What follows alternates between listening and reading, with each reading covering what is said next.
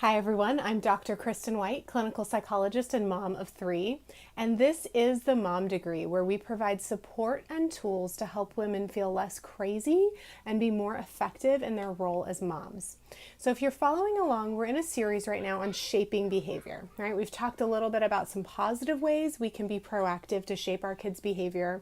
We are, I promise, probably in the next video, going to talk about some of the more we could use negative, difficult, disciplining procedures, timeouts, spankings, that kind of stuff.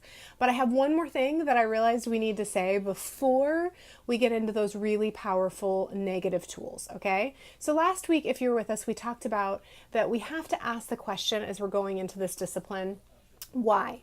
And this is the why. Why is our kid acting out? And this is also the why for me. Why does it bother me so much, right? Because sometimes it's just like, well, they shouldn't act like that. But sometimes it's, oh my gosh, it's triggering blah, blah, blah in me. This isn't how kids are supposed to act. This means I'm powerless. This means whatever. So we have to understand those whys to do it well. And you know what I realized? I was about to jump into timeouts and stuff, but I realized there's one other thing we need to talk about first, which is why the heck do we discipline at all? Not just why are we doing this for our kid and why is this a big deal to me? What's at stake for me? But why are we disciplining at all? What is the point in this? So I hope it's not too much of a stretch. You know, one of the first things to come to your mind might be to punish them. They've acted bad, they've acted negatively, and we need to punish them. Maybe, yeah. I hope it doesn't take too much to get you to agree, though, that a better answer would be that we are disciplining our kids to shape them. We want to shape their behavior. That's why we're doing it, right? It's not just to punish them. It kind of feels like that sometimes when we're pissed off, though. When that why is that this has triggered us a lot, it can really feel like, right now, honestly, I want to put my kid in timeout because I'm pissed at them and I want to punish them. If we're honest, we all have those moments. But hopefully, overall, the real why for discipline is to shape their behavior, to make good kids. And we have to keep that in mind as we do this, as we implement these tools, because it impacts how we do it. Okay, and I am going to challenge you guys to even take this a step further. I hope it's not too much of a stretch to convince you that our real goal here is to shape behavior. But I want to take it a step further here. I thought this was well said recently in a vlog that I watch sometimes called Fight for Together. It's by a friend of mine in high school. Great vlog, very thought-provoking. They're raising their 6 kids, if you're looking for something new to watch on YouTube. But they talked about how, anybody can raise kids that are just compliant. I don't know exactly what words they use, but I thought they really said it well, that we can all raise kids that look good in public, right? That like behave in the grocery store or something. I don't know if we can all do that. That's actually hard enough. But that their goal is not just kids that look good on the outside, but kids who are good people on the inside. Okay, now what does that mean? It means that it's really easy in shaping behavior to shape it to parent them out of like fear and shame, and we don't want to do that. That's actually really easy to do. When we parent out of a lot of anger and intense emotions, probably our kids learn to behave, but they're behaving because they feel afraid of us or because they feel ashamed of themselves. And those are not necessarily the best reasons for them to behave. I would much rather have a child who is behaving because on the inside they have learned to care about other people and they know that it hurts other people when they hit them or take things from them or talk bad about them behind their back, whatever the age appropriate thing is, right? I would rather parent kids who can tell me, hey, I screwed up, and they're strong enough on the inside and not so filled with shame that they can talk about their bad and not just learn to hide it. Right? So I want some consistency here, ideally, in the kids I shape between what's inside and outside. I don't want, to go to Jesus' words, I don't want a cup that's dirty on the inside, but it looks nice on the outside, right? Jesus would be in line with us. We want to clean the inside of the cup. That's what we want to do with our kids. Wow, this takes it to a whole another level because we're not actually just trying to shape their behavior. We're trying to shape their hearts and their souls. And that happens all the time, but you better believe discipline is going to hugely impact that, right? I was parented, love my parents if they're listening now. You guys did awesome. You did better than your parents. You did as good as you know how to do. You did great. But there was a lot of fear and shame. And I learned to be good on the outside, but on the inside, I was afraid and not confident and had a lot of emotions I didn't know what to do with. And I had to figure out later, which I did because they gave me enough tools and they were around, and that was good. But I know what it's like to be a kid that just looks good on the outside, but on the, and they were, I'm sure, complimented. And they were really lucky, mom and dad, because my brother and I, for the most part, kind of skipped over the like crazy acting out teen years. But it's not because we were good on the inside. It's because there was so much fear and shame. And so that's what we want to do, is we want to parent kids, not just out of anger, not even just shaping the outside behavior, but trying to shape who they are on the inside. And this is going to have a whole bunch of implications. I want to come back to these things we're talking about in this video and the last one as we talk about tools and as we have an ongoing conversation about parenting. But I want to give you a few examples today as to how this impacts the way we discipline and the way we interact with our kids. One way, we've already talked about it. Because we care about shaping their hearts, we ask the why question. Why is this happening? Why are they doing this? Why is it upsetting me so much, right? We ask those questions because it's not just about getting them to stop, but to understand what is the problem and how do we fix it, right? So for my son, it's not just that I want him to stop hitting and be a compliant kid who never hits.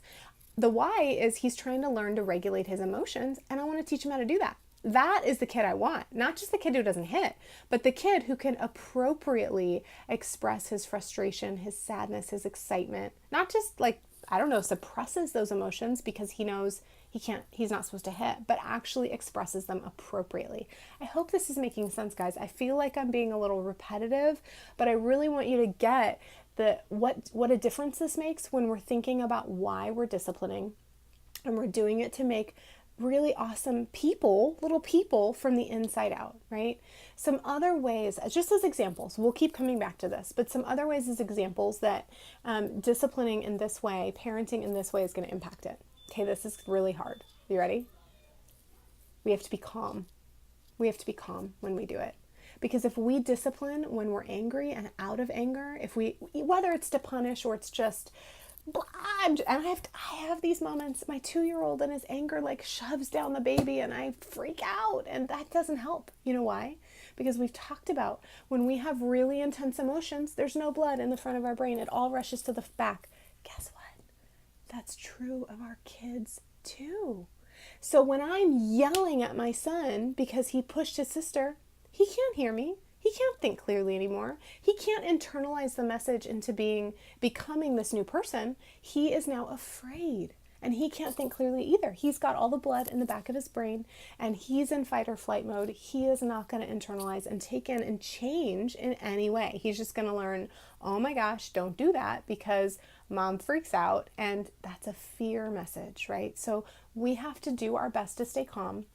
I know this is really hard. It's hard because sometimes our kids really trigger us. It's hard because we get sick of saying the same thing 30 times a day. It's hard because for all kinds of reasons. We feel powerless. There's a million reasons it's hard. We're tired, we're stressed, we're like, I don't want to deal with this. There's a million reasons.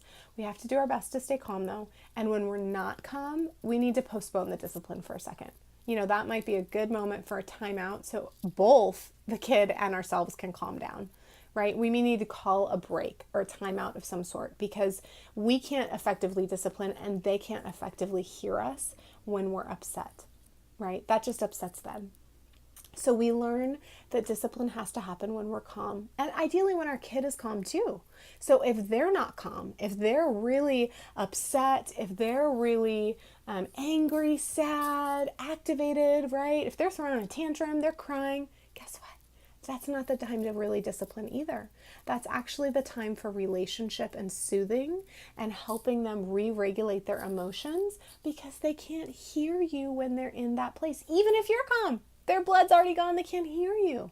So there has to be a relational element to this discipline, to the shaping behavior that picks the right moments too. And when it's the wrong moment, we just cuddle our kids, we connect with them, we do whatever's appropriate. We could have whole long conversations about that. Maybe we will. But we have to do the disciplining, the talking about things when we're both calm. Here's another implication. I know I'm running out of time, but I want to give you at least one more. Oh, I'm going to give you two more really quick. Okay, one is that we're proactive. We plan the stuff ahead of time, you guys. We cannot just reactively parent when the emotions are intense. I've talked about this before, but I want to reiterate it. If there's something you want to teach your kid, you want to work on in them, you have to proactively create a plan because we're trying to shape little people. Do it when your head is clear and you're thinking well. Also, this is the other one. This is a big one. We have to involve them. We have to get away from discipline just being a lecture where we tell them the right answers, we tell them what to do, because we don't want to just, they're not going to take it all in. Our goal, remember, is to create little people who can think this way themselves, who can think, oh, I had this tough moment. Here's what I could have done instead. And the best way to help them think that way themselves is to help them come up with the answers. So it's not just me telling, but I have to start doing some asking and some listening. What happened?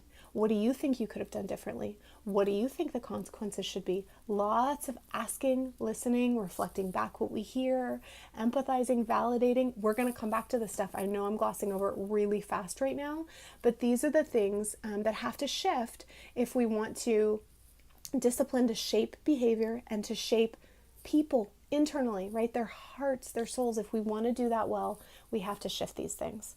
I am going to keep talking about this. This is not the end of this conversation, but you're going to see these themes as we move into like, how do we do a good timeout? Well, we don't just put them in timeout. We have to incorporate these things. So I'm going to come back to this, but a great resource if you're looking for something, if you want to hear more and read more, is the book